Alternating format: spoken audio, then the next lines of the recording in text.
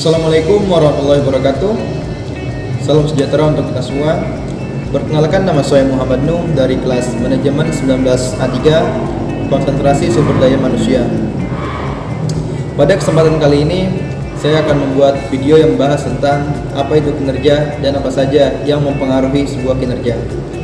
Video ini dibuat untuk memenuhi tugas mata kuliah evaluasi kinerja dengan dosen pengampu Ibu Retno Purwani Setyaningrum SEMM.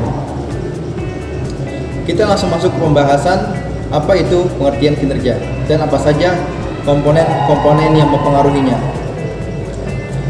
Kinerja adalah sebuah hasil atau tingkat keberhasilan seseorang secara keseluruhan selama periode tertentu dalam melaksanakan suatu tugas. Jadi kinerja ini adalah hasil yang dihasilkan oleh seseorang pada periode tertentu dalam melaksanakan tugas yang diberikan. Oke. Lalu apa saja manfaat dari manajemen dan tujuan manajemen kinerja?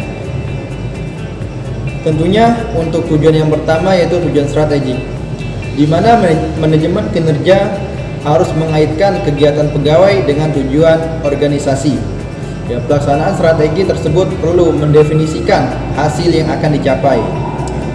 Kemudian yang tujuan kedua itu tujuan administratif, di mana kebanyakan organisasi menggunakan informasi manajemen kinerja, khususnya evaluasi kinerja, untuk kepentingan keputusan administratif. Di sini saya akan memberikan contoh ya. Untuk tujuan administratif sendiri, jika seseorang memenuhi standar ataupun melaksanakan suatu pekerjaan dengan baik, maka ini semua bisa menjadi bahan pertimbangan suatu organisasi untuk meningkatkan jabatan orang tersebut atau justru memberikan sebuah punishment ataupun hukuman ya. Di sini organisasi bisa memberikan sebuah rewards atau hukuman kepada karyawan yang tidak sesuai apa yang telah ditentukan oleh suatu organisasi. Yang ketiga kemudian tujuan pengembangan, di mana manajemen kinerja bertujuan mengembangkan kapasitas pegawai yang berhasil di bidang kerjanya ya. Tentunya jika karyawan memiliki sebuah kinerja yang bagus, tentunya akan berpengaruh kepada organisasi dan organisasi itu dapat berkembang. Dan kemudian manfaat dari manajemen kinerja ya. Manfaat yang pertama tentunya bagi seorang manajer ya. Manfaat bagi seorang manajer yaitu mengupayakan klarifikasi kinerja dan harapan perilaku serta menawarkan peluang menggunakan waktu secara berkualitas ya. Jadi bagi siapa saja pegawai yang memiliki kinerja baik ya, maka seorang manajer berhak mengangkat dia ke jabatan yang lebih tinggi ataupun diberikan tanggung jawab yang lebih luas ataupun yang lebih tinggi. Kemudian manfaatnya bagi individu ya, yaitu untuk memperjelas peran dan tujuan, mendorong dan mendukung tampil baik, serta membantu pengembangan dan kemampuan kinerja pegawai itu sendiri ya.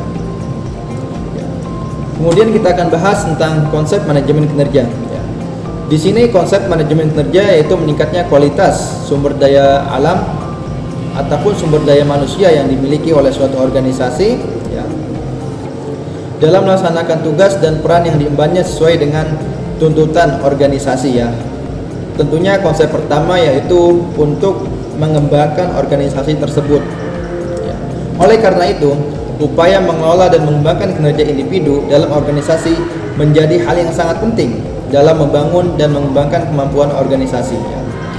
Mengapa kinerja sangat penting bagi organisasi ya? Karena perkembangan suatu organisasi ditentukan oleh kinerja karyawan itu sendiri. Kemudian tujuan dan sasaran kinerja ya.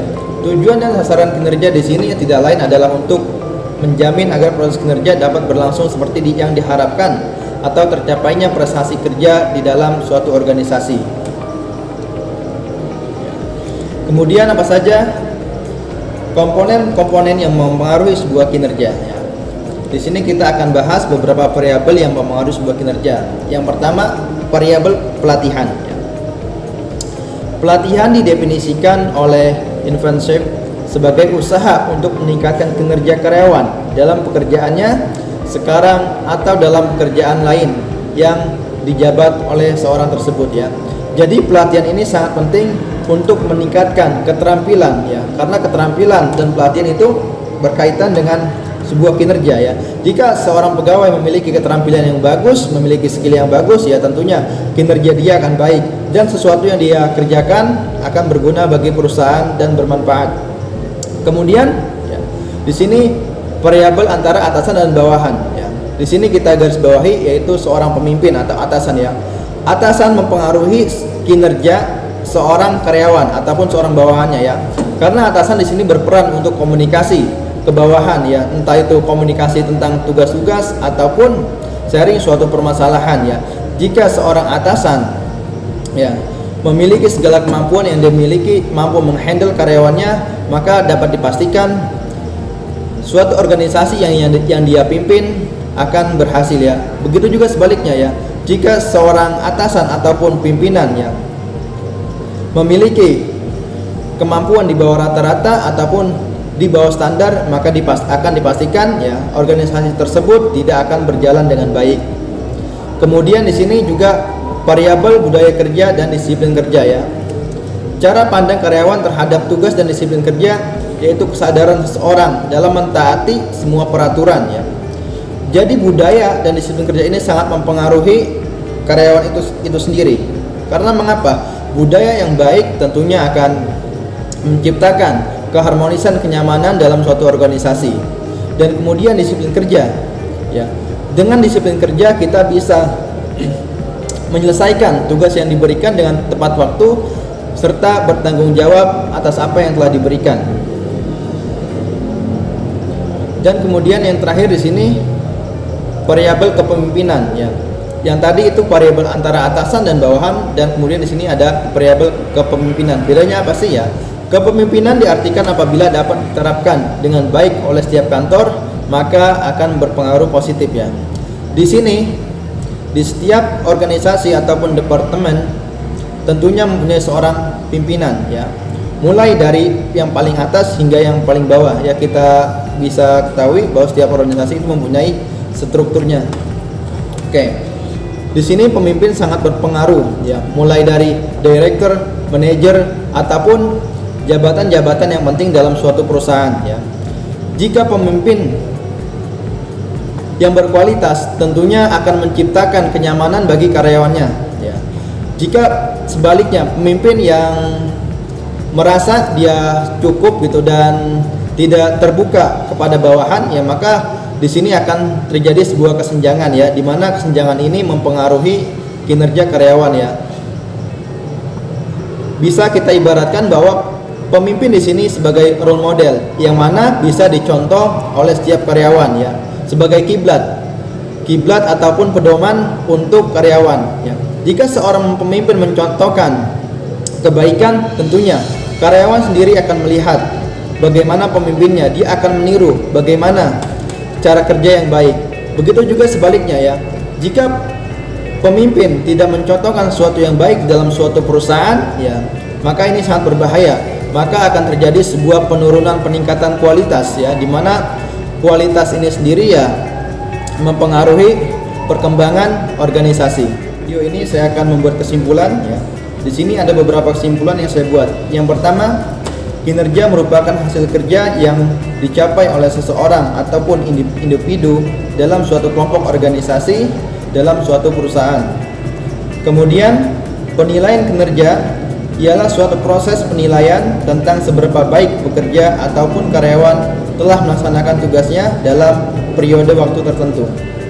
Dan yang terakhir, tujuan penilaian kinerja ialah untuk memperbaiki dan meningkatkan kinerja organisasi melalui peningkatan kinerja SDM dari sebuah organisasi. Kita dapat artikan bahwa berkembangnya atau tidak suatu organisasi yaitu dipengaruhi oleh kinerja pegawainya itu sendiri. Jika kinerja ini bagus, maka dapat dipastikan organisasi tersebut akan dapat berkembang. Mungkin itu saja yang dapat saya sampaikan. Kurang lebihnya mohon maaf atas segala penyampaian yang kurang ataupun hal yang lainnya. Saya mohon maaf dan saya ucapkan terima kasih kepada Ibu dosen pengampu, Ibu Dr. Artno Purwani Setianingrum SMM ya, selaku dosen pengampu mata kuliah evaluasi kinerja. Terima kasih telah membimbing kami selama 1 semester. Sekian dari saya. Assalamualaikum warahmatullahi wabarakatuh.